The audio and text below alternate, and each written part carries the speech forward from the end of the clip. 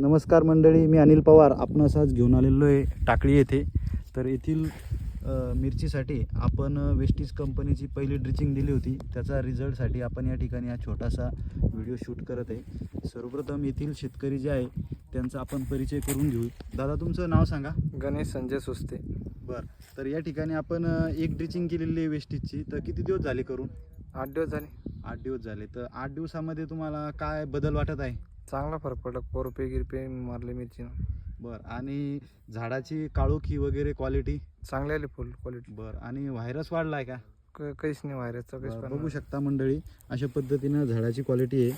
आणि हे लवकर येणारं पीक आहे. बघा, आता फुलांची संख्यासुद्धा तुम्हाला या ठिकाणी दिसत आहे. एक एक दोन दोन अशा कोरप्या फुटलेल्या आहे फुलांच्या कळ्यांच्या. तर अशा पद्धतीनं हे वेस्टीज कंपनीचे औषध आहे. जबरदस्त रिझल्ट आहे. फक्त एक वेळ वापरायला पाहिजे. आणि ही जी व्हेरायटी आहे ही काळी व्हेरायटी नाही आहे, ही पिवळी व्हेरायटी आहे. बळीराम पिकेटोर ही जी व्हेरायटी आहे हिचे पानं पिवळे असतात. परंतु आपलं वेस्टीजचे प्रॉडक्ट सोडल्यानं हे पानं काळोखीवर आलेले आहे. पिवळे पानं न राहता असे काळे खाप पानं बनलेले आहे.